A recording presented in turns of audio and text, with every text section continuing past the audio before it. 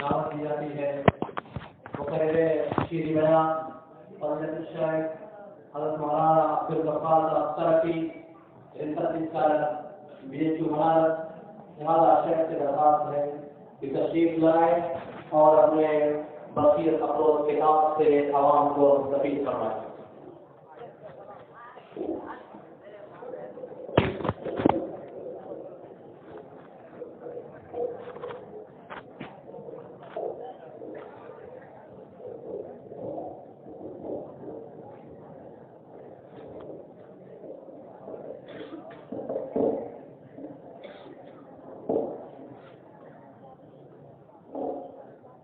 السلام علیکم ورحمۃ اللہ وبرکاتہ.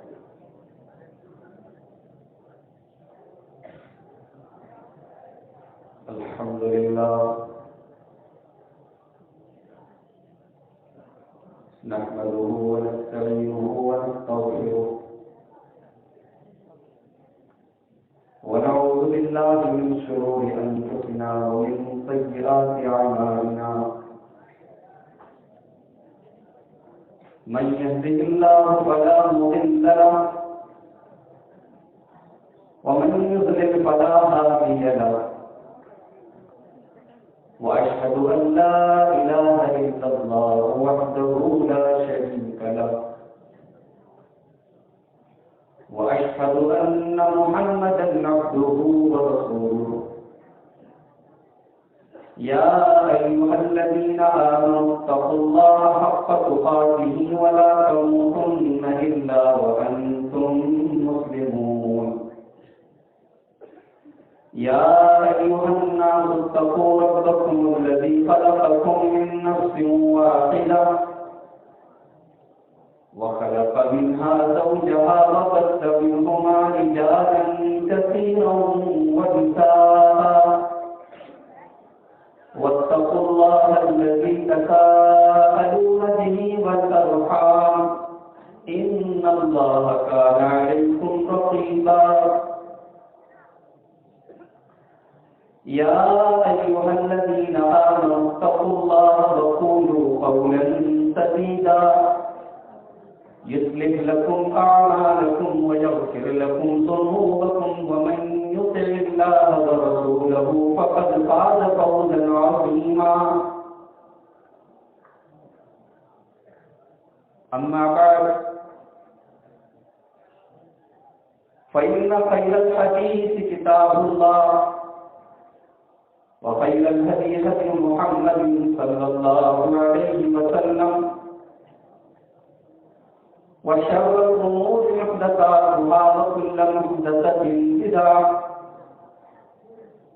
وكل بدعة ضلالة وكل ضلالة في النار. أعوذ بالله من الشيطان الرجيم.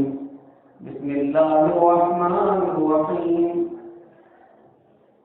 وَلْتَكُنْ مِنْكُمْ أُمَّةٌ يَدْعُونَ إِلَى الْخَيْرِ وَيَأْمُرُونَ بِالْمَعْرُوفِ وَيَنْهَوْنَ عَنِ الْمُنكَرِ وَأُولَئِكَ هُمُ الْمُفْلِحُونَ. محترم موقر صدر اجلاس، اسٹیج پر اور اس جلسے میں موجود محترم علماء کرام،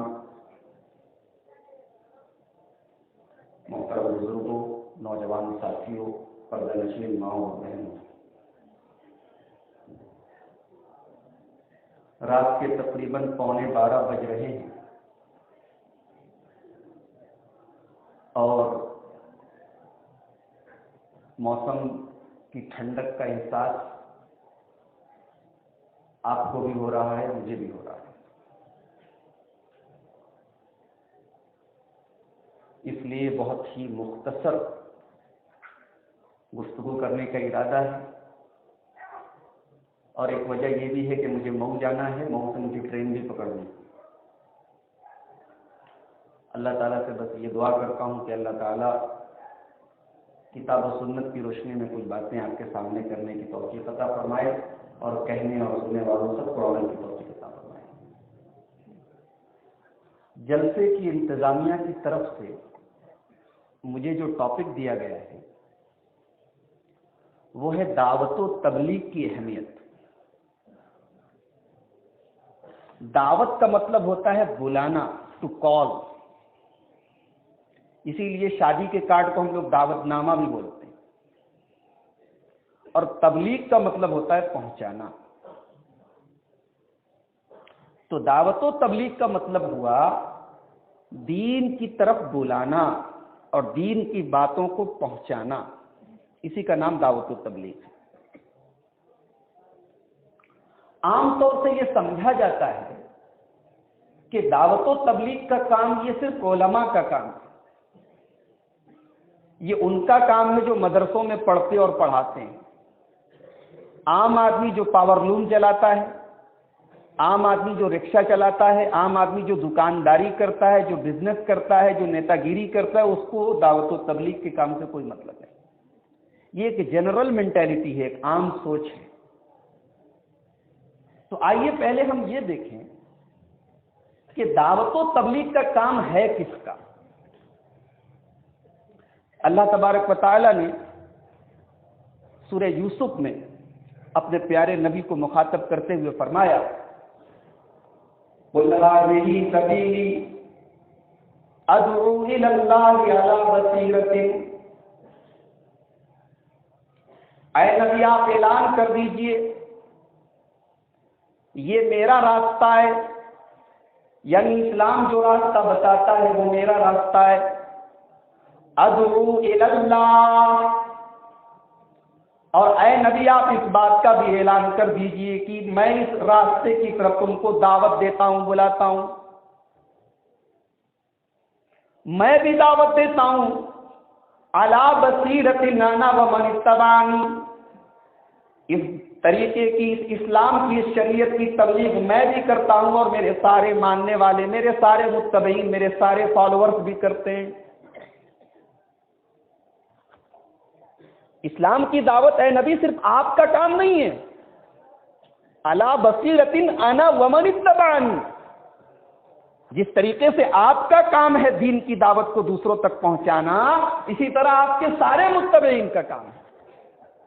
تو قرآن حکیم کی اس آیت کریمہ سے یہ معلوم ہوا کہ دعوت کا فریضہ یہ سب کا ہے، ہر اس انسان کا ہے جو کلمہ پڑھتا ہے، جو محمد رسول اللہ کا امتی ہے۔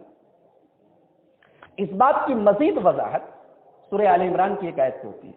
اللہ تبارک و تعالیٰ فرماتا ہے، کنتم خیر امۃ اخرجت للناس تأمرون بالمعروف وتنہون عن المنکر وتؤمنون باللہ۔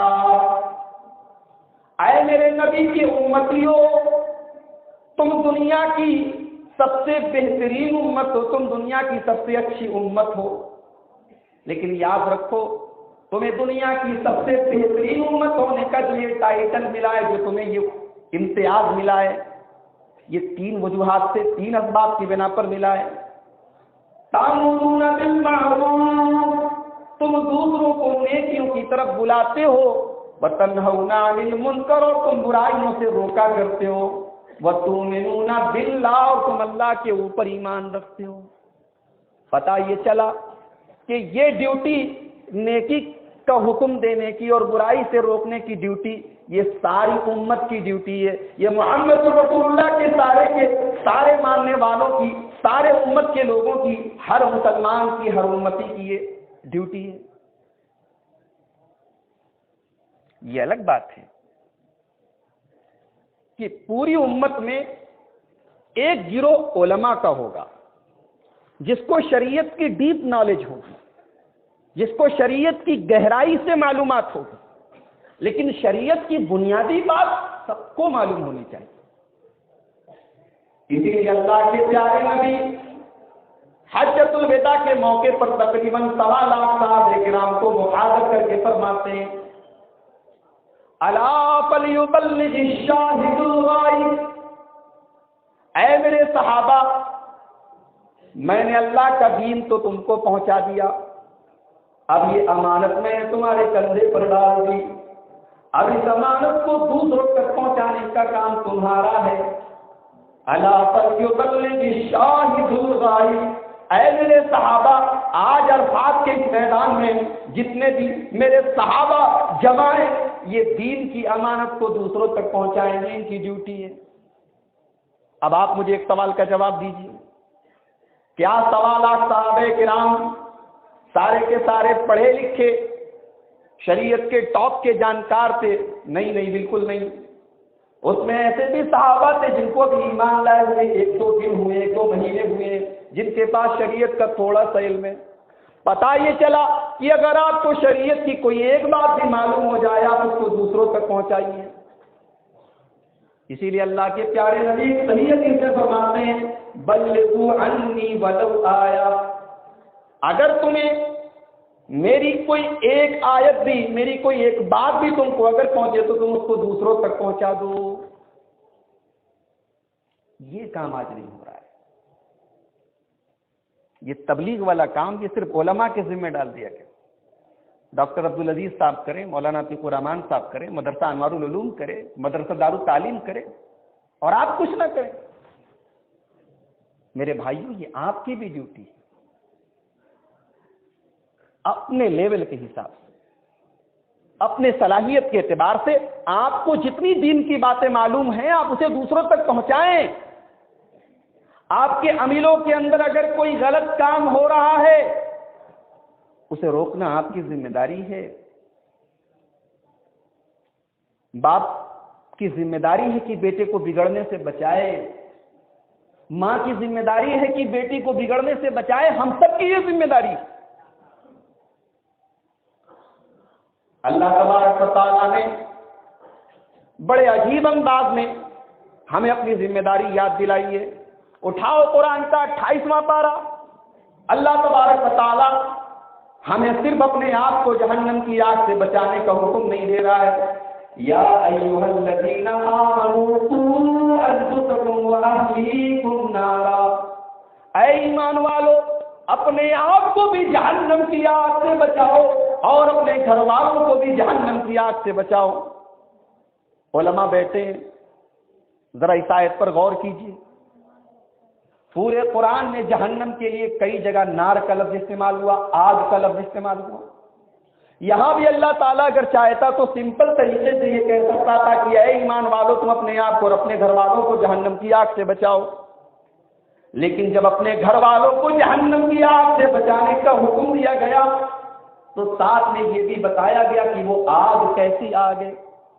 فرمایا یا ایھا الذین آمنوا قوا انفسکم واہلیکم نارا وقودھا الناس والحجارہ، اے ایمان والو تم اپنے آپ کو اور اپنے گھر والوں کو اس آگ سے بچاؤ جو پیٹرول سے نہیں جلے گی، جو کیروسین سے نہیں جلے گی، جو کوئلے سے نہیں جلے گی۔ وقودھا الناس والحجارہ، اس آگ کے ایندھن تو انسان اور پتھر ہوں گے، وہ آگ انسانوں سے جلے گی، پتھروں سے جلے گی۔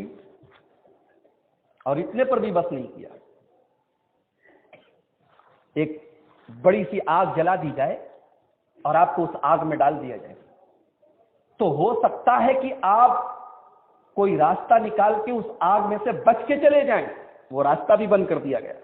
آگے فرمایا علیہا ملائکۃ غلاظ شداد لا یعصون اللہ ما امرہم، جہنم کی رکھوالی کرنے کے لیے، جہنم کی حفاظت کرنے کے لیے اللہ تبارک و تعالیٰ نے بڑے سخت قسم کے فرشتوں کو پہرے پر لگا دیا ہے، ایسے فرشتوں کو لگا دیا ہے لا یعصون اللہ ما امرہم، جو اللہ تبارک و تعالیٰ کے ایک بھی حکم کی نافرمانی نہیں کرتے۔ وہ فرشتے اللہ کے ایک ایک آرڈر کی تکمیل کرتے ہیں۔ جہنم کی نگرانی کرنے کے لیے ایسے سخت قسم کے فرشتوں کو اللہ نے مقرر کیا ہے۔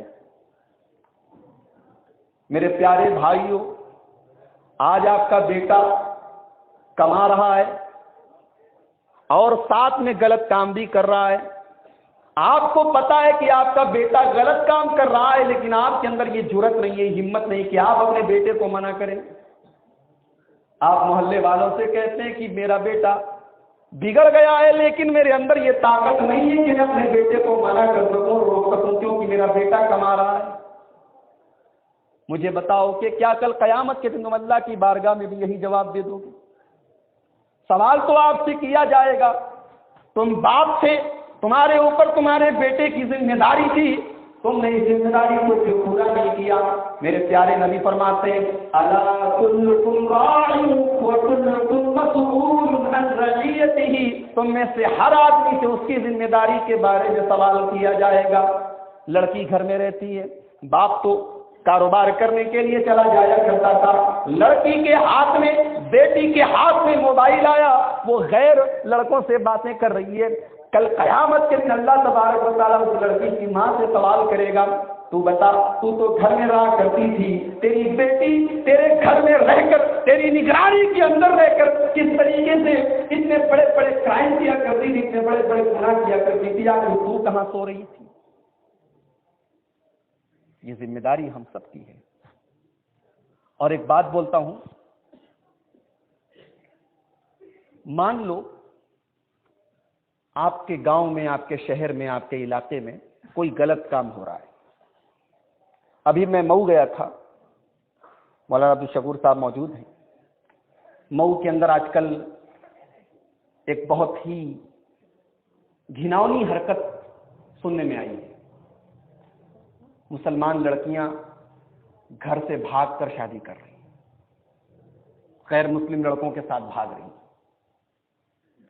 ظاہر سی بات ہے کہ یہ صرف ان لڑکیوں کے ماں باپ کے چہرے پر کلنک کی بات نہیں, یہ پوری مسلم کمیونٹی کے, پورے مسلم سماج کے, اور پھر اگر اس میں سے کوئی لڑکی اپنی اہل حدیث جماعت کے, تو پوری جماعت کے لیے, پورے سماج کے لیے داغ ہے.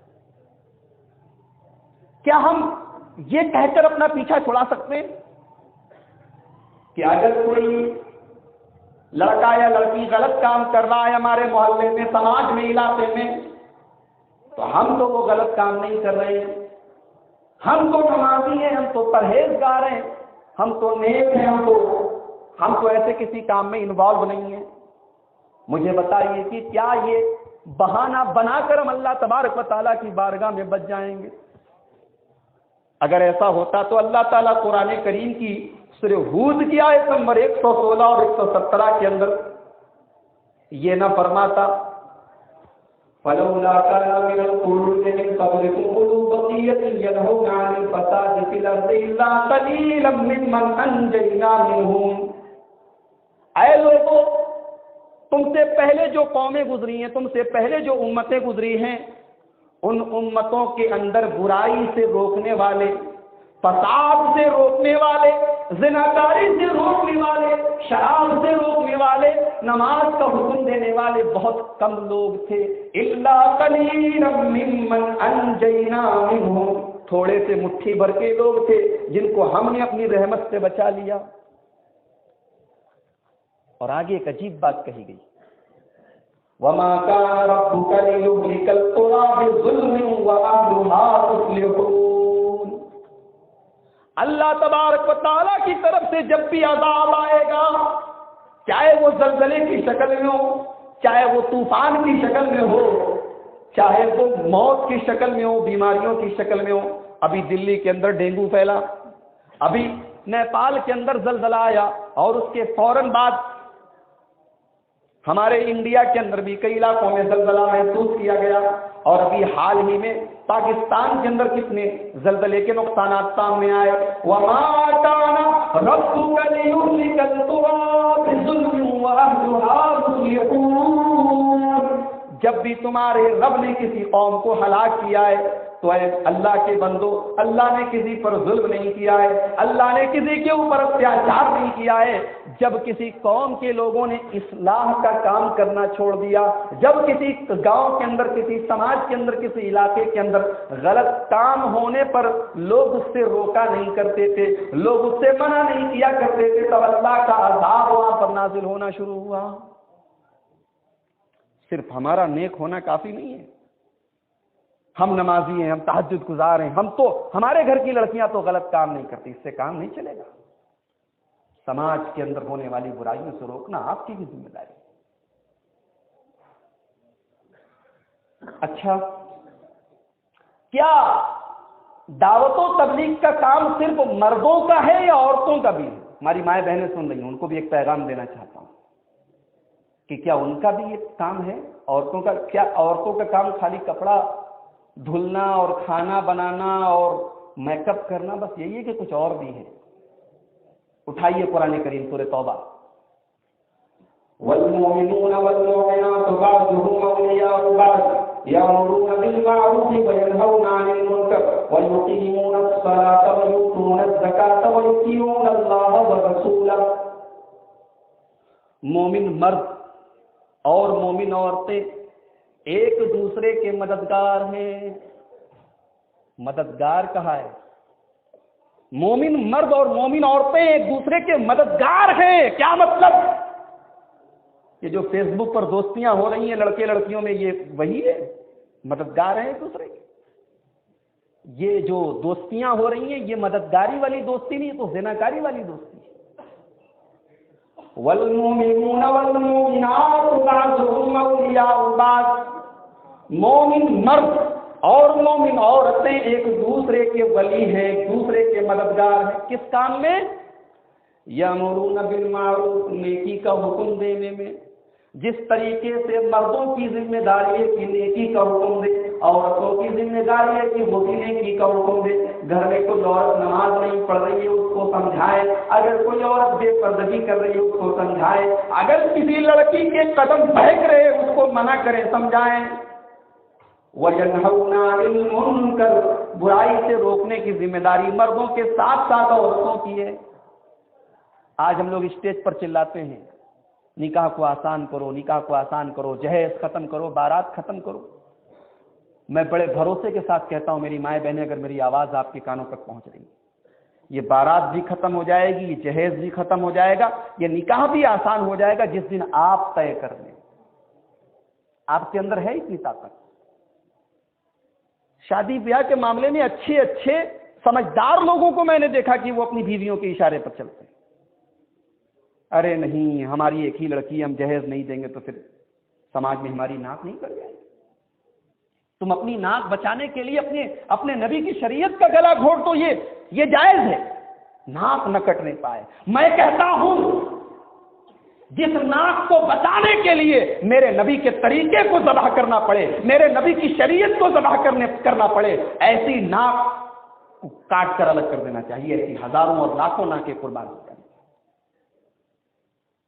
میری ماں اور بہنوں، سماج کے اندر بہت ساری برائیاں ایسی ہیں جن کا تعلق آپ سے ہے، اسی لیے اللہ نے یہاں دونوں کا ذکر کیا ہے. والمؤمنون والمؤمنات، مومن مرد اور مومن عورتیں ایک دوسرے کے مددگار ہیں. یامرون بالمعروف، وہ نیکیوں کا ایک دوسرے کو حکم دیتے ہیں. وینہون عن المنکر، وہ برائیوں سے روکا کرتے ہیں. ویقیمون الصلاۃ، اور وہ نماز قائم کرتے ہیں، جس پر ابھی آپ نے 1 گھنٹے کی تقریر سنی. نماز قائم کرتے ہیں. نماز پڑھنا اور نماز قائم کرنا دونوں میں فرق ہے. پڑھنے والا گرمی میں فجر کی نماز پڑھتا ہے اور جاڑے میں صبح 8:30 بجے اٹھ کر پڑھتا ہے. پڑھ رہا ہے وہ بھی. پڑھنے والا پڑھتا ہے، فجر کی نماز ظہر کے ساتھ ملا کر پڑھتا ہے. اور قائم کرنے والا ان الصلاۃ کانت علی المؤمنین کتابا موقوتا، وہ ہر نماز اس کے ٹائم سے پڑھتا ہے. جاڑے کا دن ہے، صبح 5:15 بجے 7 بجے جب لوگ اپنے گھروں میں لحاف کے اندر رضائی کے اندر لیٹے ہوئے ہیں، اس کے محلے کی مسجد سے مؤذن کی آواز آتی ہے الصلاۃ خیر من النوم، نماز نیند سے بہتر ہے. اللہ کا بندہ لحاظ کو چھوڑ دیتا ہے، رضائی کو چھوڑ دیتا ہے، ٹھنڈے ٹھنڈے پانی سے وضو کر کے مسجد میں پہنچتا ہے، اللہ کی بارگاہ میں سجدہ کر دیتا ہے. اور یاد رکھو میرے پیارے بھائیو، جب یہ وضو کر کے اللہ کی بارگاہ میں آ کر سجدہ کرتا ہے، اپنے سر کو اللہ کے آگے جھکاتا ہے. ابو داؤد کی صحیح روایت ہے، اللہ کے نبی فرماتے ہیں کہ اس کے سارے گناہ اس کے بدن سے جھڑ جاتے ہیں اور وہ آدمی ایسا ہو جاتا ہے کیوم ولدتہ امہ، جیسے آج ہی اس کی ماں نے اس کو جنم دیا ہے. وَيُقِيمُونَ الصَّلَاةَ، نماز قائم کرتے ہیں. وَيُؤْتُونَ الزَّكَاةَ، مرد بھی زکات دیتے ہیں، عورتیں بھی زکات دیتی ہیں. دونوں کا ذکر کیا گیا. عورتوں کے پاس زیور ہے، وہ بھی اپنا حساب رکھیں ہمارے اوپر کتنی زکات ہے. کہیں ہمارے پاس 85 گرام سونا تو نہیں ہے؟ کہیں ہمارے پاس 595 گرام چاندی تو نہیں ہے تو اس کی زکات دینی ہے، زکات دیتے ہیں۔ اور کیا کرتے ہیں؟ وَيُطِيعُونَ اللَّهَ وَرَسُولَهُ، اور اللہ کی اطاعت کرتی ہیں، اللہ کی اطاعت کرتے ہیں، رسول کی اطاعت کرتی ہیں، رسول کی اطاعت کرتے ہیں، مرد اور عورت دونوں کی بات کہتے ہیں۔ اچھا، ایک سوال، مولوی صاحب تبلیغ کرنے کی ضرورت کیا ہے؟ آج سنتا کون ہے؟ آج سنتا کون ہے؟ آج اچھی بات کسی کو بتاؤ کوئی سنتا ہی نہیں ہے، اور بری بات، ایک آدمی کے موبائل میں کوئی غلط چیز ہو، گندی چیز ہو، اس کو شیئر کرنے کے لیے وہ اگر کسی کو پیشکش کرے، آفر کرے، تو اس کو 20 لوگ مل جائیں کہ ہاں مجھے دے دو مجھے دے دو، اور اچھی چیز کو کوئی لینا ہی نہیں چاہتا۔ تو فائدہ کیا ہے اس کا؟ انسان اپنا نماز پڑھے، اپنا نیک بن جائے، پرہیزگار بن جائے، دنیا بھاڑ میں جائے۔ آئیے ایک حدیث سناتا ہوں، تبلیغ کا فائدہ کیا ہے۔ مسلم شریف کی حدیث ہے، اللہ کے پیارے نبی فرماتے ہیں، من دعا الى هدى کان له من الاجر مثل اجور من تبعه، جس نے کسی اچھے کام کی طرف کسی کو بلایا، فجر کی اذان ہوئی، آپ کی نیند کھل گئی۔ میں اپنے عزیز طلبہ سے بھی یہ حدیث شیئر کرنا چاہتا ہوں۔ فجر کی اذان ہوئی، آپ کی نیند کھل گئی، آپ کے کمرے میں جو لڑکے سو رہے ہیں، آپ نے ان کو بھی پکڑ کے اٹھایا، چلو اٹھو فجر کی نماز پڑھ لو۔ ان کی نیند آپ کے اٹھانے کے پہلے نہیں کھلی تھی، آپ نے اٹھایا، انہوں نے فجر کی نماز پڑھی۔ اب ذرا حدیث پر غور کرو، من دعا الی ہدی، جس نے کسی اچھے کام کی طرف بلایا، کان لہ من الاجر، تو اس کو بھی اتنا ہی ثواب ملے گا جو اس کی بات ماننے والے کو ملے گا۔ آپ کے اگر اٹھانے سے 5 لوگوں نے فجر کی نماز پڑھی، ان 5 لوگوں کو ان کی نماز کا جتنا ثواب ملے گا وہ سارا کا سارا ثواب آپ کو بھی ملے گا۔ اے اللہ، ہم کو بھی ملے گا، تو اس کا مطلب ان کے ثواب میں کمی کی جائے گی، ان کا ثواب ہم کو دیا جائے گا؟ نہیں، وَلَا يَنْقُصُ ذَلِكَ مِنْ أُجُورِهِمْ شَيْئًا، ان کے ثواب میں، ان کے اجر میں کوئی کمی نہیں کی جائے گی۔ غور کرو میرے پیارے بھائیو، اگر آپ کے تبلیغ کر دینے سے، اگر آپ کے سمجھا دینے سے کوئی لڑکا اگر نمازی بن جائے تو زندگی بھر وہ جتنی نمازیں پڑھے گا اس کا ثواب آپ کو بھی ملے گا۔ کل قیامت کے دن جب ہم اور آپ سر سے پیر تک ننگے ہوں گے اور ہمیں نیکیوں کی سب سے زیادہ ضرورت ہوگی، میرے پیارے بھائیوں، دنیا میں ہماری کسی ایک بات کے سمجھ جانے کی وجہ سے اگر کوئی سدھر گیا ہوگا تو وہ ہمارے کتنے کام آئے گا؟ جس نے بھلائی کی طرف بلایا پورا ثواب ملے گا۔ لا ينقص ذلك من اجورهم شيئا، اور کوئی کمی نہیں کی جائے۔ اور اسی کے اگینسٹ، اسی کے الٹا، آپ کے موبائل میں کوئی غلط چیز ہے، آپ نے اپنے مدرسے کے کسی طالب علم کو دے دی، محلے کے کسی دوست کو دے دی، اس دوست نے 10 لوگوں کو اور دے دیا، ان 10 لوگوں نے 10 اور لوگوں کو دے دیا، آپ نے ایک گندی چیز کو، ایک بری چیز کو پھیلا دیا، ایک بری چیز کو سماج کے اندر بڑھاوا دے دیا۔ اب ذرا حدیث کے اگلے جملے پر غور کرو، وَمَن دَعَا إِلَى ضَلَالٍ، جس نے کسی گمراہی کی چیز کی طرف، کسی غلط چیز کی طرف لوگوں کو بلایا، فَلَهُ مِنَ الْإِثْمِ، تو اس کو بھی اتنا ہی گناہ ملے گا، مثل من تبعهم من الآثام، جتنا گناہ کام کو کرنے والوں کو پڑے گا اتنا ہی گناہ اس کے بھی اکاؤنٹ میں لکھا جائے گا۔ وَلَا يَنْقُصُ ذَلِكَ مِنْ آثَامِهِمْ شَيْئًا، اور ان گناہ کرنے والوں کے گناہ میں کوئی کمی نہیں کی جائے گی، ان کو بھی پورا پورا گناہ ملے گا، اور آپ کا بھی پورا پورا گناہ آپ کے اکاؤنٹ میں، آپ کے کھاتے میں لکھا جائے گا۔ اور شیئر کرو، موبائل پر کوئی غلط چیز ہوتی ہے، آج تو موبائل نے سماج کو اس حد تک پہنچا دیا ہے، اب تو نابالغ بچے والی ہو گئے۔ مذاق نہیں کر رہا ہوں، اس موبائل نے آج سماج کو فائدے دیے ہیں، لیکن فائدوں سے کہیں زیادہ خطرناک نقصانات سے آج یہ امت دو چار ہے اس موبائل اور انٹرنیٹ کی وجہ سے۔ آنکھوں کا زنا، کانوں کا زنا، زبان کا زنا، آنکھوں سے غلط بات کو دیکھنا زنا نہیں ہے. نبی نے فرمایا, مسلم کی حدیث ہے, العینان زناہما النظر والاذنان زناہما الاستماع واللسان زناہ الکلام.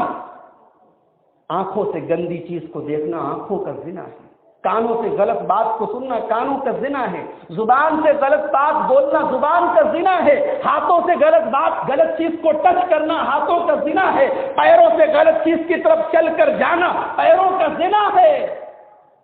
والقلب یہوی ویتمنا.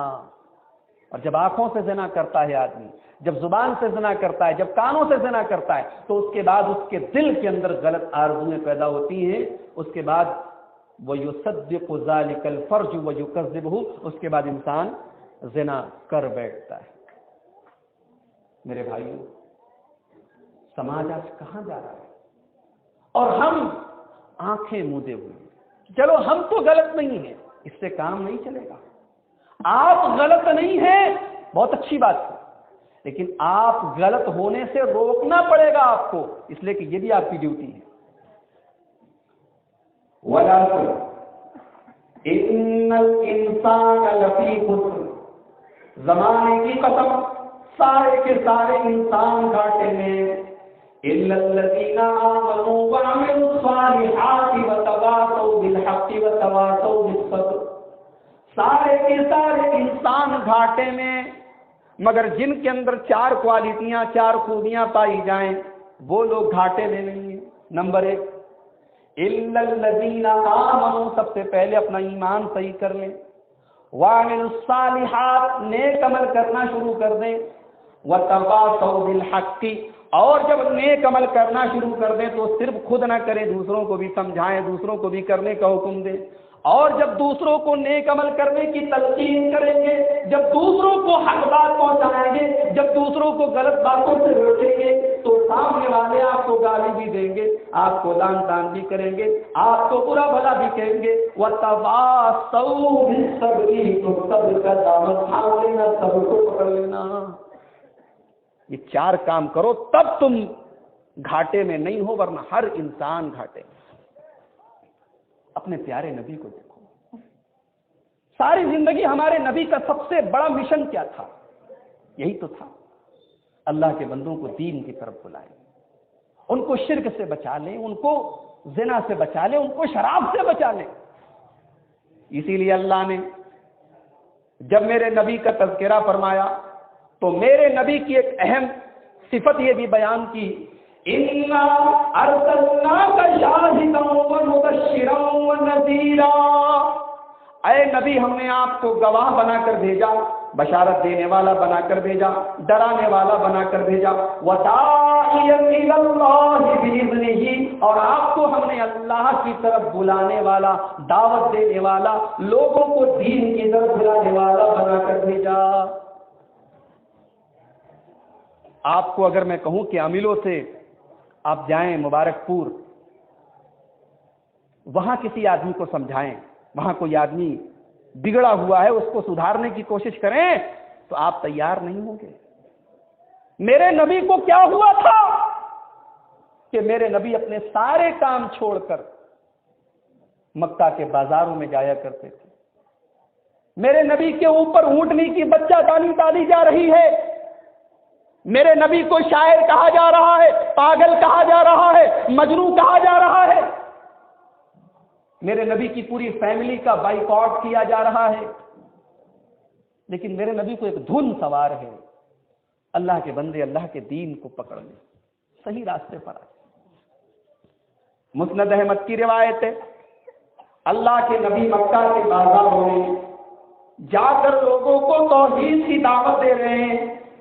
مکہ کے بازاروں میں جا کر لوگوں سے یہ کہہ رہے ہیں, قولوا لا الہ الا اللہ, اے لوگو لا الہ الا اللہ پڑھ لو, اے لوگو توحید پر آ جاؤ, اے لوگو شرک کو چھوڑو, تفلحون, تم کامیاب ہو جاؤ گے. میرے نبی تو لوگوں کو توحید کی تبلیغ کر رہے ہیں, اور پیچھے آپ کا چچا ابو لہب بھی آ رہا ہے, اور وہ لوگوں سے کہہ رہا ہے کہ اے لوگوں خبردار, اس کی باتیں مت سننا, یہ پاگل ہو گیا ہے. خبردار, اس کی باتیں نہ سننا, اس کا دماغ پھر گیا ہے, اس کا دماغ کریک ہو گیا ہے. آپ برداشت کریں گے؟ آپ سہیں گے اتنا جتنا میرے نبی نے سہا ہے دین کی دعوت کے لیے؟ مکہ سے تقریباً 80 کلومیٹر دور طائف ایک جگہ ہے. جب میرے نبی نے دیکھا کہ مکہ والے میری بات نہیں سن رہے، نہیں مان رہے، تو میرے نبی ان سے مایوس ہو کر طائف جاتے ہیں. آپ مبارک پور سے سٹھیاؤں پیدل نہیں جائیں گے.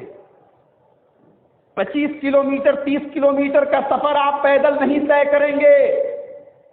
میرے نبی نے مکہ سے طائف کا 100 کلومیٹر کا سفر پیدل طے کیا. پیدل. مولانا صفی الرحمان مبارک پوری جو آپ کے اسی مبارک پور کے ثبوت ہیں، ان کی رحیق المختوم اٹھا کر دیکھو. میرے نبی 100 کلومیٹر کا سفر طے کر کے طائف پہنچتے ہیں، اور طائف پہنچنے کے بعد وہاں کے بڑے بڑے جو چودھری ہیں، وہاں کے جو پردھان ہیں، وہاں کے جو بڑے بڑے لیڈر ہیں، اللہ کے نبی ان کے گھر پر پہنچتے ہیں، ان کو دین کی دعوت دیتے ہیں، ان کو اللہ کا پیغام پہنچاتے ہیں، اپنی رسالت کا اعلان کرتے ہیں، ان سے کہتے ہیں کہ میں محمد اللہ کا رسول ہوں، تم کو توحید سمجھانے آیا ہوں. لیکن کرسی کا غرور ہر زمانے میں رہا ہے، اقتدار کا نشہ ہر زمانے میں رہا ہے. طائف کے ان چودھریوں نے، طائف کے ان لیڈروں نے محمد رسول اللہ کی دعوت کو ماننے سے انکار کر دیا. انہوں نے کہا کہ اے محمد، اللہ کو کوئی اور نہیں ملا تھا، تم ہی ملے تھے. ارے اللہ کو نبی بنانا تو ہمیں نہ بنا لیا، تم ہی ملے تھے، تمہیں بنا لیا. انہوں نے میرے نبی کا مذاق اڑایا، میرے نبی پر کیچڑ اچھالے. میرے نبی مایوس نہیں ہوئے، میرے نبی مایوس نہیں ہوئے. میرے نبی مکہ طائف کے اندر 1 ہفتہ تک ٹھہرے رہے. 1 ہفتے تک لوگوں کو تبلیغ کرتے رہے، دین کی باتیں بتاتے رہے. مگر طائف کے وہ اوباش اور بدماش قسم کے لوگ میرے نبی پر ایمان نہیں لائے. میرے نبی مایوس ہو کر طائف سے واپس آنے لگے. جب میرے نبی واپس آنے لگے تو ان طائف کے بدماشوں نے، ان بدبختوں نے میرے نبی پر پتھروں کی بارش کرنا شروع کر دی. میرے نبی طائف کی سڑکوں پر چل رہے ہیں اور دونوں طرف سے امام کائنات کے اوپر، محسن انسانیت کے اوپر، جناب محمد رسول اللہ صلی اللہ علیہ وسلم کے اوپر پتھر برسائے جا رہے ہیں. ہم نے کتنے پتھر کھائے ہیں دین کے لیے؟ جس نبی سے ہم اتنی محبت کرتے ہیں اس نبی پر پتھر برسائے جا رہے ہیں. جس نبی پر ہم اپنی جان قربان کرنے کی بات کرتے ہیں اس نبی نے اپنے جسم پر پتھر کھائے ہیں. کس کے لیے کھائے ہیں؟ اپنے اللہ کے پیغام کو اللہ کے بندوں تک پہنچانے کے لیے کھائے. پتھر برس رہے میرے نبی کے اوپر، پیروں میں خون رس رس کر میرے نبی پاک کے جوتوں میں جم جاتا ہے. میرے نبی کو اپنی جان دوڑ کر بچانی پڑتی ہے.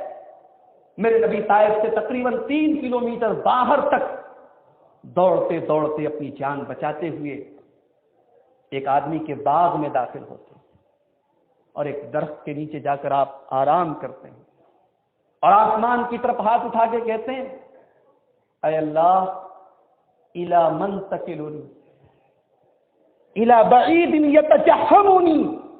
اے اللہ یہ تو نے مجھے کس کے حوالے کر دیا؟ اے اللہ تو نے مجھے ایسے دشمن کے حوالے کر دیا جو آج میرے ساتھ اتنا ظلم کر رہا ہے.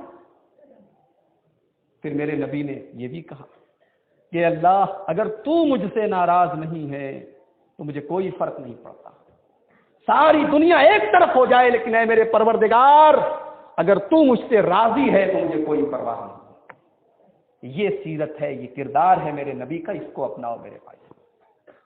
میرے نبی کو دوسروں کو ہدایت دینے کا ایک نشہ تھا. میرے نبی کو تکلیف ہوتی تھی اگر کوئی میرے نبی کے سمجھانے کے باوجود ایمان نہ لائے، اور اتنی تکلیف ہوتی تھی کہ اللہ نے قرآن میں اس تکلیف کا ذکر کیا ہے. فَلَعَلَّكَ بَاخِعٌ نَفْسَكَ عَلَىٰ آثَارِهِمْ إِن لَّمْ يَكُونُوا مُؤْمِنِينَ. اے میرے نبی اگر یہ لوگ ایمان نہیں لائیں گے تو کہیں ایسا نہ ہو کہ آپ اپنی جان ہلاک کر دیں، اپنے آپ کو ہلاکت میں ڈال دیں. میرے نبی کے چچا ابو طالب بستر پر پڑے ہوئے ہیں، آخری ٹائم میں ابو طالب کی آخری سانسیں چل رہی ہیں. بڑے پیارے چچا ہیں میرے، نبی کو پالا بھی ہے پوسا بھی ہے، نبی کا ڈیفنس بھی کیا کرتے تھے، نبی کا بچاؤ بھی کیا کرتے تھے مکہ کے کافروں سے، لیکن ابھی نبی کے اوپر ایمان نہیں لائے ہیں۔ میرے نبی اپنے چچا کے پاس جاتے ہیں اور کہتے ہیں یا امی قل لا الہ الا اللہ، اے میرے چچا جان لا الہ الا اللہ پڑھ دیجئے، کلمہ پڑھ دیجئے، کلمتن احاج بہا عند اللہ، اے چچا جان اس کلمے کے ذریعہ میں اللہ تبارک و تعالیٰ کے یہاں آپ کے لیے لڑوں گا، آپ کے لیے حجت کروں گا، اس کلمے کے ذریعے آپ کو جنت میں لے کر جاؤں گا۔ میرے نبی کلمہ پڑھنے کی دعوت دے رہے ہیں اپنے چچا کو، ابو طالب کو۔ وہیں پر ابو جہل بھی بیٹھا تھا اور وہیں پر عبداللہ ابن امیہ بھی بیٹھا تھا، یہ دونوں گرو گھنٹال لوگ بھی بیٹھے تھے۔ میرے نبی تو توحید کی دعوت دے رہے ہیں اور یہ دونوں گرو گھنٹال کیا بولتے ہیں، یا ابا طالب اترغب عن ملت عبد المطلب، ابو طالب تمہارے باپ دادا کا مذہب کیا تھا تمہیں معلوم ہے نا، خبردار باپ دادا کا مذہب مت چھوڑنا۔ ابو طالب کیا تم اپنے باپ دادا کا مذہب چھوڑ کر اپنے بھتیجے کا مذہب قبول کرنے کی کرو گے اپنے آخری ٹائم میں؟ خبردار ایسا مت کرنا۔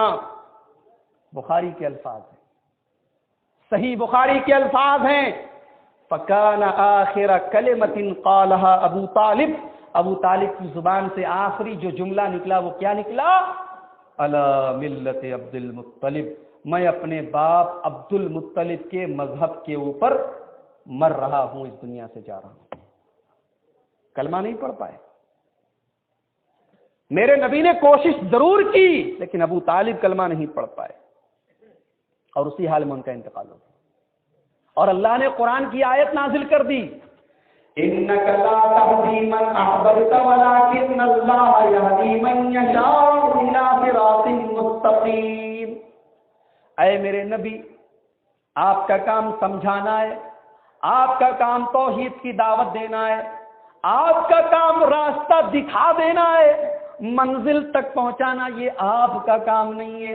انکا لا تہدی من احببت، آپ جس کو چاہے ہدایت دے دیں ایسا پاسبل نہیں ہے، ولکن اللہ یہدی من یشاء الی صراط مستقیم، اللہ جس کو چاہتا ہے ہدایت دیتا۔ آپ کے چچا کے قسمت میں ان کے مقدر میں ہدایت نہیں لکھی تھی، اللہ نے ان کو ہدایت نہیں مل پائی۔ اللہ کی قدرت دیکھو، نبی کا چچا جس نے نبی کو پالا پوسا ان کو ایمان کی توفیق نہیں ملی۔ پتا یہ چلا کہ نبی سے محبت کافی نہیں ہے، نبی کے اوپر ایمان لانا بھی ضروری ہے۔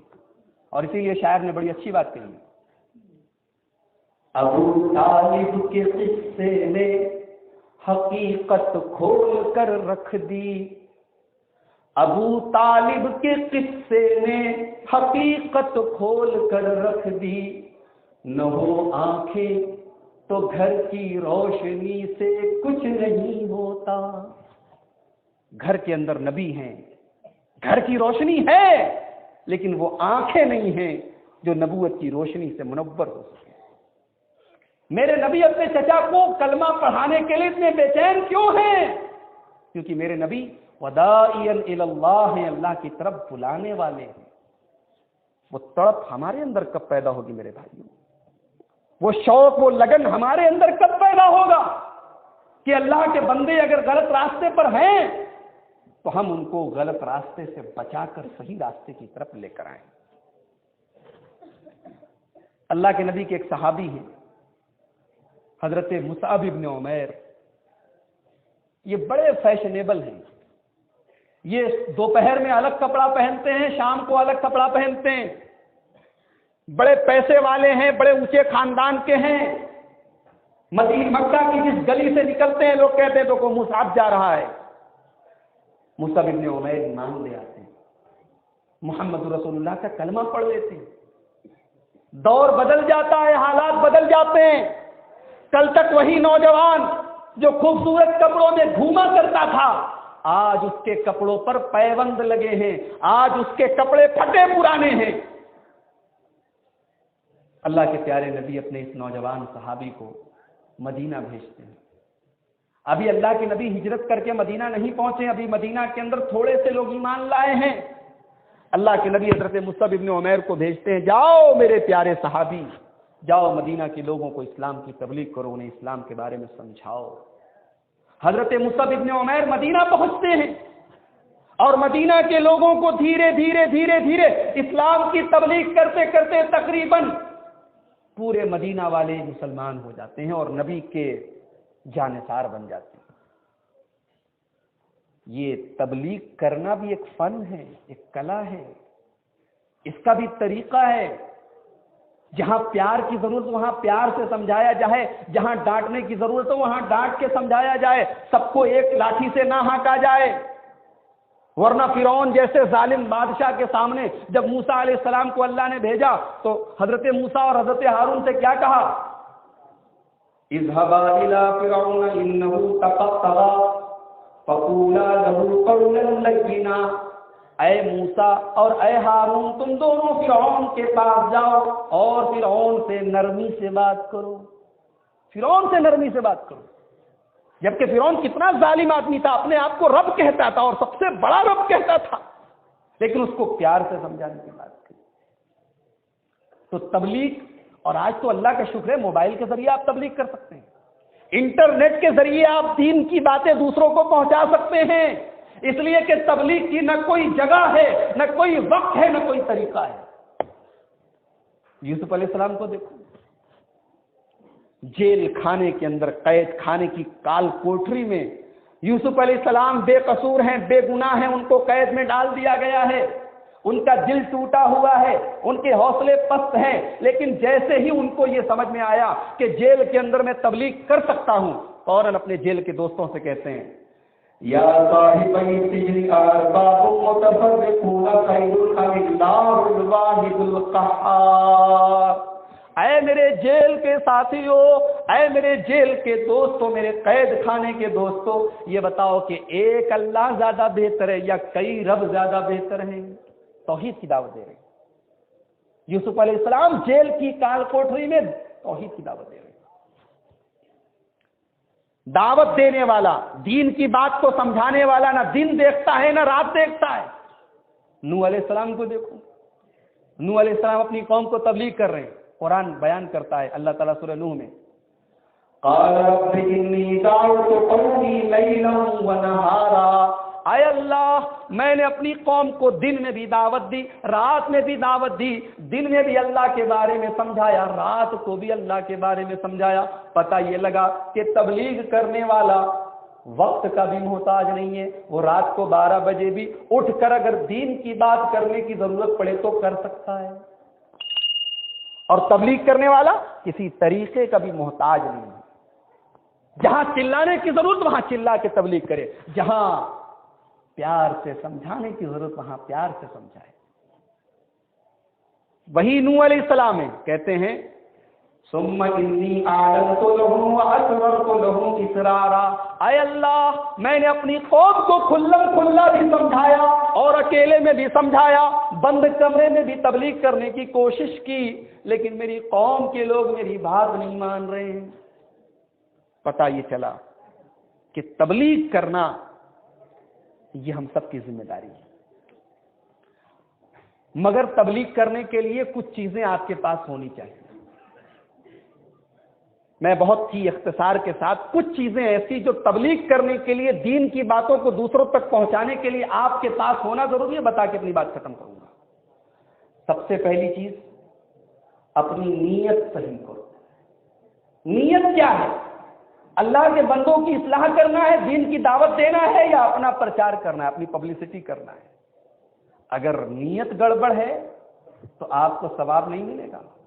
انما الاعمال بالنیات، سارے کے سارے اعمال کا دار و مدار نیت پر ہے، جیسی آپ کی نیت ہوگی ویسا آپ کو ثواب ملے گا۔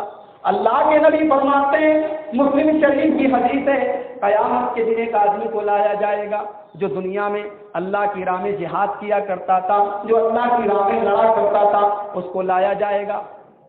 اللہ تبارک و تعالیٰ سوال کرے گا، میرے بندے میں نے تجھ کو طاقت دی، پاور دیا، یہ بتا تو نے کیا کیا؟ کہے گا قاتلت فیک حتی استشہدت، اے اللہ میں تیری راہ میں جہاد کرتا رہا، میں تیری راہ میں لڑتا رہا یہاں تک کہ شہید ہو گیا۔ اللہ فرمائے گا کذبتا، تو جھوٹ بول رہا ہے میرے بندے، تو جھوٹ بول رہا ہے، تو اس لیے جہاد کیا کرتا تھا، اس لیے قتال کیا کرتا تھا تاکہ دنیا تجھے بہادر کہے، جری کہے، تو تجھے جو چاہیے تھا وہ مل گیا، پھر اس کو گھسیٹ کر جہنم میں لے کر چلایا جائے گا۔ پھر ایک مولانا صاحب کو لایا جائے گا، کہیے صاحب میں نے تم کو قرآن کی دولت دی، علم دیا، شریعت کی سمجھ دی، تم نے اس کا کیا کیا؟ بندہ کہے گا اے اللہ میں نے تیرے قرآن کو دل میں پڑھا۔ ارے بھائی اگر کوئی بات ہے تو آپ لوگ بیٹھے رہیں، مجلس کو جو ہے ہنگامے میں تبدیل نہ کریں، آپ سکون سے بیٹھے، کوئی بات ہوگی وہاں جو لوگ ہوں گے وہ لکھیں گے، بلا وجہ اس کو کوئی ایشو نہ بنائے۔ بندہ کہے گا اے اللہ میں تیرے قرآن پر عمل کرتا رہا، تیرے قرآن کو میں نے پڑھا اور پڑھایا، سیکھا اور سکھایا۔ اللہ فرمائے گا کذب کا، تم جھوٹ بول رہا ہے میرے بندے، تو جھوٹ بول رہا ہے، تو نے قرآن کو اس لیے پڑھا اور اس لیے پڑھایا تاکہ تجھے لوگ قاری کہیں، تجھے قرآن پڑھنے والا کہیں، تیری غیرت کی تعریف کی جائے، تو تجھے جو چاہیے تھا وہ مل گیا۔ اس کے بعد ایک تیسرا آدمی لایا جائے گا جس کو اللہ نے بہت سارا مال دیا ہوگا اور وہ مال وہ اللہ کے راہ میں خرچ کرتا ہوا دنیا سے گیا ہوگا۔ اللہ پوچھے گا میرے بندے میں نے تجھے مال دیا، دولت دی، تو نے کیا کیا؟ بندہ کہے گا اے اللہ میں نے بھلائی کے کاموں میں، دین کے کاموں میں تیرے مال کو خرچ کیا۔ اللہ فرمائے گا کذبتا، تو جھوٹ بول رہا ہے، تو نے اس لیے اللہ کے راستے میں مال نہیں خرچ کیا کہ اللہ کو راضی کرے، بلکہ تو اس لیے پیسہ خرچ کرتا تھا تاکہ دنیا کہے کہ تو بڑا سخی ہے، بڑا دینے والا ہے، بڑا داتا ہے۔ تینوں کو گھسیٹ کر جہنم میں پھینک دیا جائے گا۔ میرے بھائیوں، دین کی تبلیغ کرنے کے لیے آپ کے پاس نیت صحیح ہونی چاہیے۔ اور میں اپنے طلباء سے بھی کہنا چاہوں گا، آپ اس ادارے سے فارغ ہوں گے، اس ادارے سے پڑھ کر جائیں گے، آپ اپنی نیت کو پہلے صحیح کر لیں۔ دین کا کام کرنے کے لیے نیت بہت ضروری ہے۔ پھر دوسری چیز آپ کو علم چاہیے، بغیر علم کے تبلیغ نہیں ہے، جتنا علم ہے اتنی تبلیغ کرو۔ فَاعْلَمْ أَنَّهُ لَا إِلَهَ إِلَّا اللَّهُ، اگر لا الہ الا اللہ کے بارے میں سمجھانا ہے تو پہلے لا الہ الا اللہ کو جانو اور سیکھو، تو علم حاصل کرو، اور جتنا علم ہے اتنا پہنچاؤ۔ تیسری چیز، اپنے اخلاق کو اچھا بناؤ، پیار سے، محبت سے اور اخلاق کے ذریعے اسلام کی دعوت دو۔ اللہ کے نبی کے پاس ایک نوجوان آیا، مسند احمد کی صحیح روایت ہے، آ کر کہتا ہے اِذن لی بالزنا، اے اللہ کے نبی مجھے زنا کرنے کی اجازت دے دیجیے، مجھے بدکاری کرنے کی پرمیشن دے دیجیے۔ فاقبل القوم علیہ، صحابہ اس کو مارنے کے لیے دوڑے، فزجروہ، اس کو ڈانٹا اور کہا کہ اے کیا کر رہا ہے تو؟ نبی کی بارگاہ میں آ کر نبی سے زنا کی اجازت مانگ رہا ہے۔ پتہ یہ چلا کہ صحابہ کرام اپنی سوسائٹی کے اندر زناکار کو برداشت نہیں کرتے۔ ابھی اس نوجوان نے زنا کیا نہیں ہے، زنا کرنے کی بات کی ہے، زنا کرنے کی اجازت مانگنے آیا ہے۔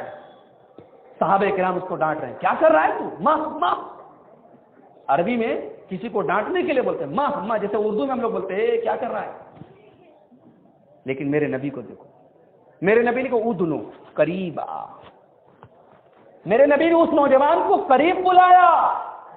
اس میں علماء کے لیے ایک سبق ہے، گنہگار سے نفرت مت کرو، اس کے گناہ میں نفرت کرو، گنہگار کو اپنے پاس بلا کے اپنی خاص تربیت سے اس کو سدھارنے کی کوشش کرو۔ اللہ کے نبی نے اس نوجوان کو اپنے پاس بلایا، فجلس منہ قریبا، اللہ کے نبی کے پاس آ کر بیٹھ گئے۔ اللہ کے نبی نے پوچھا یہ بتاؤ اتحبہ لأمک، کیا تمہاری ماں کے ساتھ کوئی زنا کرے تمہیں اچھا لگے گا؟ کہتا ہے لا واللہ، نہیں اللہ کی قسم، اللہ کی قسم ہے اللہ کے نبی، ایسا میں پسند نہیں کروں گا، میری ماں کے ساتھ یہ کام ہے کبھی پسند نہیں کروں گا، میری جان آپ کے اوپر قربان، اے اللہ کے نبی میں کبھی پسند نہیں کروں گا۔ ذرا صحابی کے جملوں پر غور کیجیے، وہ نوجوان صحابی جذبات میں آ کر زنا کرنے کی اجازت ضرور مانگنے آیا ہے، مگر اس کے دل میں رسول کی محبت پھوٹ پھوٹ کر بھری ہے، تبھی تو وہ یہ کہہ رہا ہے کہ جعلنی اللہ فداک، اے اللہ کے نبی میری جان آپ کے اوپر قربان ہو، اپنی ماں کے لیے یہ کام میں کبھی پسند نہیں کروں گا۔ میرے نبی نے کہا وَلَلنَّاسُ يُحِبُّونَهُ لِأُمَّهَاتِهِمْ، صحیح بات کہہ رہے، کوئی بھی اپنی ماں کے لیے کام پسند نہیں کرے۔ اچھا یہ بتاؤ، تمہاری بیٹی کے ساتھ اگر یہ کام ہو، تمہاری بہن کے ساتھ ہو، تمہاری خالہ کے ساتھ ہو، تمہاری پھوپھی کے ساتھ ہو، نبی کے ہر سوال کے جواب میں وہ صحابی ایک ہی جواب دیتے رہے کہ نہیں، اللہ کی قسم ہے، اللہ کے رسول، میری بیٹی کے ساتھ، میری پھوپھی کے ساتھ، میری خالہ کے ساتھ، میری بہن کے ساتھ یہ کام ہو میں کبھی پسند نہیں کروں۔ میرے نبی نے کوئی لمبی چوڑی تقریر نہیں کی، میرے نبی نے بڑے پیار سے اس کو یہ سبق دے دیا کہ تم جس عورت کے ساتھ غلط کام کرو گے وہ بھی تو کسی کی بیٹی ہوگی، وہ بھی تو کسی کی ماں ہوگی، وہ بھی تو کسی کی پھوپھی ہوگی، وہ بھی تو کسی کی خالہ ہوگی۔ جب تم پسند نہیں کرتے تو دوسرا کیسے پسند کرے؟ میرے بھائیوں، اگر یہ بات ہمارے نوجوانوں کے دماغ میں بیٹھ جائے تو آج سماج میں نہ جانے کتنی گندگیاں بند ہو جائیں۔ ارے آج تم کسی کی بہن کے ساتھ کھیل رہے ہو، اس کے ساتھ غلط کام کر رہے ہو، کل تمہاری بہن کے ساتھ بھی کوئی یہ کھیل کھیل سکتا ہے۔ اور پاکستان کے اندر ایک ایسا واقعہ ہو چکا ہے۔ پاکستان میں ایک لڑکے کے موبائل پر اچانک کہیں سے ایک نمبر آ گیا، اس نے فون لگایا، لڑکی کا نمبر مل گیا۔ اب جو اوباش قسم کے لڑکے ہوتے ہیں ان کو موقع مل جاتا ہے، اس نے دیکھا کہ سامنے ایک لڑکی ہے، ایک عورت ہے، اب وہ باتیں کرنے لگا، عورت بھی اس سے باتیں کرنے لگی، باتیں بڑھتی گئی، دوستی میں بدل گئی، پھر دوستی پیار میں بدل گئی، موبائل پر گھنٹوں باتیں ہو رہی۔ پھر ایک دن نوبت یہاں تک پہنچی کہ لڑکے نے کہا کہ کل فلاں پارک میں شام کو 4 بجے تم مجھ سے ملنے آؤ۔ لڑکی نے کہا کہ ٹھیک ہے میں آؤں گی، تیار ہو گئی۔ وہ دن آ گیا، اس جگہ پر اس ٹائم پر وہ لڑکا پہنچا، اور جب وہ لڑکی وہاں پر پہنچی اور دونوں نے ایک دوسرے کا سامنا کیا تو دونوں کی نگاہیں شرم سے جھک گئی، کیونکہ وہ لڑکا کسی اور سے نہیں، اپنی سگی بہن سے باتیں کر رہا۔ نہ اس لڑکی کو یہ پتا کہ میں اپنے سگے بھائی سے بات کر رہی ہوں، نہ اس لڑکے کو یہ پتا کہ میں اپنی سگی بہن سے بات کر رہا ہوں۔ یہ بھی آج دنیا میں ہو رہا ہے۔ امام شافعی کا وہ جملہ یاد رکھو کہ یہ زنا ایک قرض ہے۔ تم آج کسی کی بہن کے ساتھ، کسی کی بیٹی کے ساتھ کھیل رہے ہو، کل تمہاری بہن اور بیٹی کے ساتھ بھی کوئی کھیلے گا۔ یہ قرض ہے، یہ ضرور کوئی نہ کوئی ادا کر کے جائے گا۔ آج اگر تم نے کوئی غلط کام کیا ہے، آج نہیں کل جب تم کسی کے باپ بنو گے، جب تم کسی کے بھائی بنو گے، تب تمہارے گھر میں بھی یہ حرکتیں ہوں گی۔ میرے بھائیوں، یہ ذمہ داری اللہ کے نبی صلی اللہ علیہ وسلم کی سیرت کی روشنی میں ہم سب کی ہے کہ ہم سماج کو گندگی سے بچائیں۔ نبی نے اس نوجوان کو بڑے پیار سے سمجھایا، بیٹا تم اپنی ماں کے لیے یہ کام پسند نہیں کرتے، اپنی بہن کے لیے یہ کام پسند نہیں کرتے، اپنی بیٹی کے لیے نہیں پسند کرتے، تو پھر زنا کیوں کرنا چاہتے ہو؟ نبی نے اس کے سینے پر ہاتھ رکھا اور نبی نے دعا کی، اللہم اغفر ذنبہ وحسن فرجہ وطہر قلبہ، اے اللہ اس نوجوان کے گناہوں کو معاف فرما دے، اے اللہ اس کی شرمگاہ کی حفاظت فرما، اے اللہ اس کے دل کو پاک اور صاف کر دے۔ میرے نبی نے ایسی دعا کر دی کہ حدیث کے الفاظ ہیں، مسند احمد کے الفاظ ہیں، فلم یلتفت بعد ذالک الفتى یلتفت الی شیء، اس دن کے بعد اس نوجوان نے کبھی کسی غلط کام کا ارادہ بھی نہیں کیا۔ تو میرے نبی نے ایسے تبلیغ کی، پیار سے، محبت سے، اپنے اخلاق کے ذریعے۔ آج آپ کے اس علاقے میں املوں کے اندر مجھے بہت خوشی ہوئی کہ الحمدللہ کتاب و سنت کے منہج پر چلنے والے بہت ہیں۔ اللہ تعالیٰ کتاب و سنت کے اس منہج کو اور ترقی اور کامیابی عطا فرمائے۔ لیکن میرے بھائیوں، ہم کتاب و سنت پر چلنے والے ہیں، صرف اتنے سے کام نہیں چلے گا، ہمیں اپنا کردار بھی ایسا بنانا پڑے گا۔ ہمیں اپنے نبی سے محبت ہے، تبھی تو ہم اپنے آپ کو اہل الحدیث بولتے ہیں، اپنے نبی کی حدیث کے ساتھ اپنا رشتہ جوڑتے ہیں۔ ارے جس نبی سے محبت ہے اس نبی نے فرمایا ان من اقربکم الیہ یوم القیامت، قیامت کے دن میرے سب سے قریب تم میں وہ آدمی ہوگا احاسنکم اخلاقا، جس کے اخلاق سب سے اچھے ہوں گے۔ تو دعوت کا کام کرنا ہے، دین کی باتیں بتانا ہے، اپنے اخلاق کو اچھا کرو۔ اور ایک چیز اور ہے، ایک ہی دن میں پوری دوا پلانے کی کوشش مت کرو۔ کسی کو پکڑ لیا اب آج ہی اس کو نمازی بھی بنانا ہے، پرہیزگار بھی بنانا ہے، تہجد پڑھوا کے اس کو چھوڑنا ہے، ایسا مت کرو۔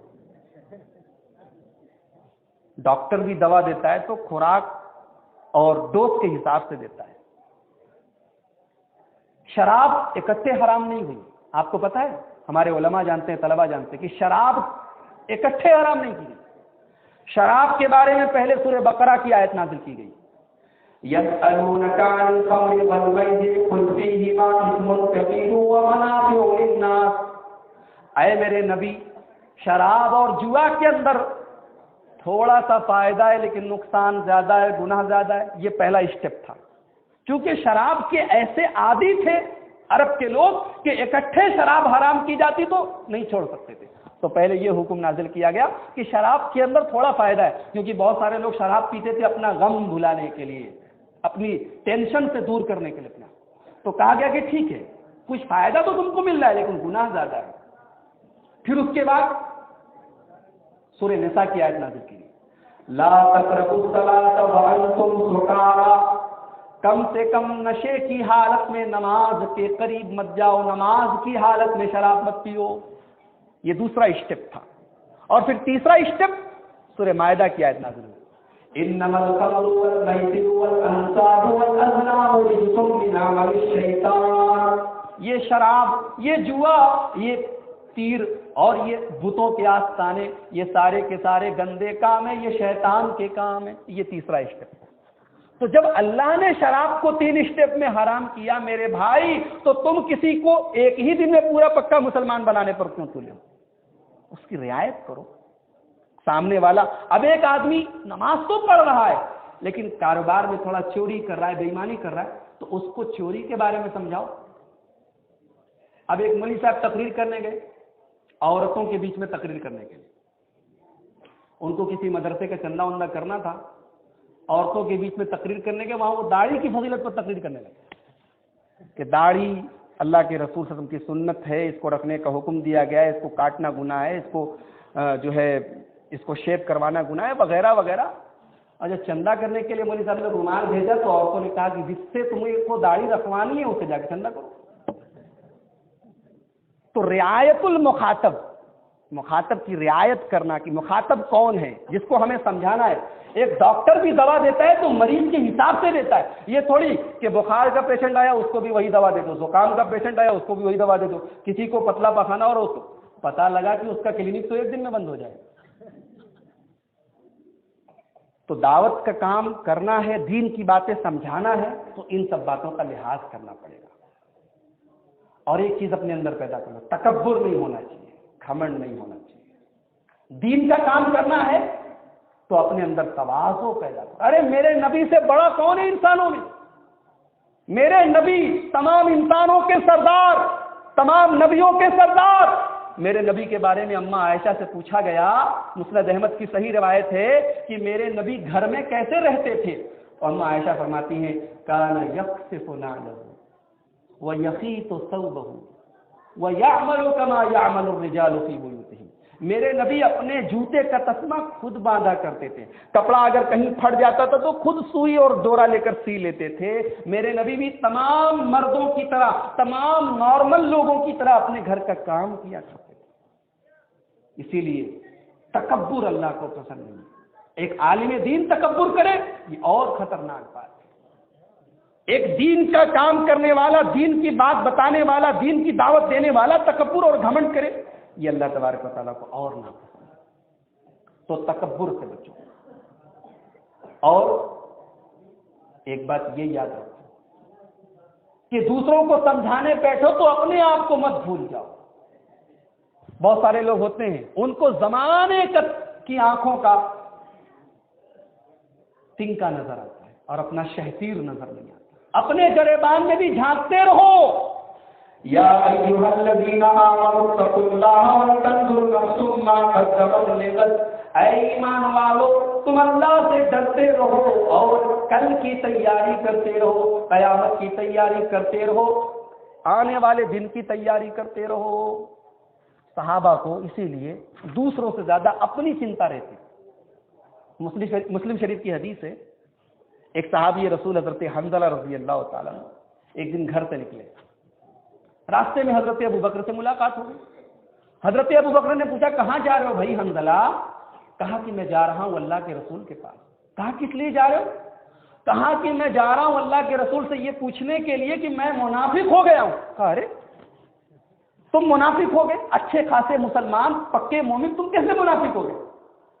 کہا کہ ابو بکر صدیق جب میں اللہ کے نبی کے پاس بیٹھتا ہوں, جب میں اللہ کے نبی کی باتیں سنتا ہوں تو میرے دل پر بڑا اثر ہوتا ہے.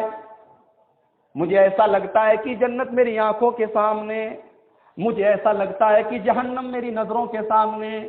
لیکن جب میں اللہ کے نبی کے پاس سے اٹھ کر اپنے گھر جاتا ہوں, اپنے بال بچوں میں لگ جاتا ہوں, اے ابو بکر صدیق میرے دل کی وہ حالت نہیں رہتی ہے, میں بہت ساری باتیں بھول جاتا ہوں.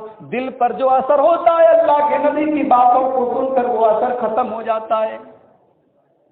حضرت ابو بکر صدیق نے کہا ارے یار یہ معاملہ تو میرا بھی ہے, سیم کنڈیشن میرے ساتھ بھی ہے. ہم لوگ بھی اللہ کے رسول کے پاس بیٹھتے ہیں تو ایسا ہی معاملہ ہوتا ہے, گھر جاتے ہیں تو ایسا ہوتا ہے, چلو میں بھی چلتا ہوں تمہارے ساتھ. اب یہ دونوں حضرات اللہ کے نبی کے پاس ہیں. میں یہ واقعہ بتا کر یہ بتانا آپ کو چاہتا ہوں کہ حضرت حنظلہ کو دوسروں کی فکر نہیں ہوئی, اپنی فکر ہوئی. پہلے اپنی فکر کرو, پہلے اپنے گھر والوں کی فکر کرو, اس کے بعد دوسروں کو سمجھاؤ. یہ دونوں اللہ کے نبی کے پاس آئے اور کہا کہ اللہ کے نبی ایسا ایسا معاملہ ہے, آپ کے پاس بیٹھتے ہیں تو دل کا یہ عالم ہوتا ہے, اور آپ کے پاس سے اٹھ کر گھر جاتے ہیں بال بچوں میں لگ جاتے ہیں تو یہ معاملہ ہو جاتا ہے. تو اللہ کے پیارے نبی نے فرمایا کہ یہ منافق ہونے کی کوئی بات نہیں ہے. اللہ کے نبی نے فرمایا کہ یہ جو ایمان ہے یہ گھٹتا بڑھتا رہتا ہے. اللہ کا ڈر جو ہے یہ شیئن فشیئن, کبھی دل میں ہے, کبھی زیادہ ہے, کبھی کم ہو گیا. کبھی انسان کسی دینی مجلس میں بیٹھا ہے, کوئی قرآن کی آیت سن رہا ہے, نبی کی حدیث سن رہا ہے, دل پر اثر ہوا, کاروبار میں لگ گیا, بال بچوں میں لگ گیا, وہ اثر نہیں ہے. یہ تو انسان کی فطرت ہے, یہ نیچرل چیز ہے, اس پہ گھبرانے کی بات نہیں. تو یہ چیز ہمیں اپنے اندر پیدا کرنی چاہیے. اور ایک چیز اور, سامنے والے کو, میرے سامنے گھڑی نہیں ہے اسی لیے تو کتنا ٹائم ہو رہا ہے, 1:45. آخری بات کہہ کے اپنی بات ختم کرتا ہوں. ہمارے علماء اور طلباء سب بیٹھے ہیں. دین کی تبلیغ اللہ کے لیے ہونی چاہیے. اس راہ میں لوگوں سے امیدیں نہیں ہونی چاہیے کہ لوگ ہمارے ساتھ اچھا کریں گے تب ہم لوگوں کو دین کی باتیں بتائیں گے. لوگوں سے بے نیاز ہو جاؤ. اللہ کے نبی نے حضرت ابو ذر سے کہا تھا اذهب عما فی ایدی الناس, لوگوں سے امید لگانا چھوڑ دو. اور جب تک اس امت کے علماء بڑے بڑے بادشاہوں کی چوکھٹوں سے بے نیاز رہے, بڑے بڑے امیروں اور بادشاہوں اور پیسے والوں کی جوتیاں اٹھانے سے ہمیشہ بچتے رہے, تب تک علم میں برکت رہی, تب تک دین کے کاموں میں برکت رہی. اور جس دن علماء اور دعات اور مبلغین درباری بن گئے, بادشاہوں کی جوتی سنبھالنے والے بن گئے, اس دن سے اس امت کے خراب دن آ گئے. مجھے وہ واقعہ اچھی طریقے سے یاد ہے کہ حضرت مقہول ایک مشہور تابعی ہیں, کالے کلوٹے تھے. یہ بیٹھے ہوئے ہیں مسجد میں, خلیفہ وقت عبد الملک بن مروان آتا ہے اپنے بیٹوں کو لے کر. حضرت مقہول رحمت اللہ علیہ مسجد کے اندر نماز پڑھ کر سلام پھیر چکے ہیں. खलीफा वक्त जो उस वक्त का सबसे बड़ा आदमी है, अपने 2 बेटों को लेकर आता है और हजरत मकहूल से हज के मसाइल पूछता है। हजरत मकहूल रहमतुल्लाह अलैह खलीफा की तरफ मुड़ के भी नहीं देखते, किबला की तरफ चेहरा है, उधर ही चेहरा किए हुए इसको हज के मसाइल बताते हैं। अब्दुल मलिक बिन मरवान उठता है, अपने बच्चों से कहता है, मेरे बच्चों जाओ और दीन का इल्म हासिल करो, इस काले कलूटे गुलाम के सामने की जिल्लत मैं बर्दाश्त नहीं कर सकता, ये अगर हमसे आगे है, अगर इसको हमारे ऊपर फजीलत है तो इस इल्म दीन की वजह से हासिल हुई है, जाओ तुम भी इल्म दीन हासिल करो। तो हमारे असलाफ का ये तरीका रहा है। अल्लाह तबारक व तआला से दुआ है रब्बुल आलमीन हम सबको अपनी जिम्मेदारी को समझने की तौफीक अता फरमाए। रब्बुल आलमीन हम सबको अपनी अपनी बिसात और हैसियत के मुताबिक दीन की दावत का काम करने की तौफीक अता फरमाए। रब्बुल आलमीन कहने और सुनने से ज़्यादा अमल की तौफीक अता फरमाए। आमीन व आखिर दावाना अल्हम्दुलिल्लाहि रब्बिल आलमीन। अस्सलामु अलैकुम।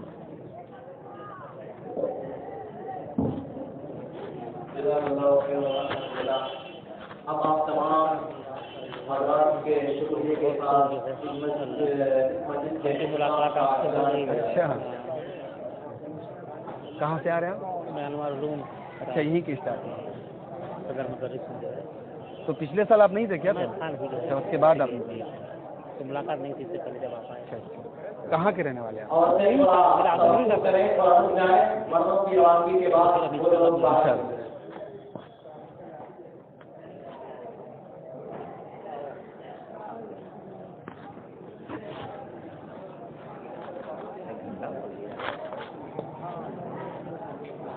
वालेकुम अस्सलाम रहमतुल्लाह। और खैरियत से हैं? माशाअल्लाह, आप लोग भी सर्दी में जो है तकलीफ उठाते हुए चले आ रहे हैं। भाई क्या किया, हम तो अभी निकलेंगे, मौलाना अब्दुल शकूर साहब हैं, साथ ही में मऊ निकल जाएंगे।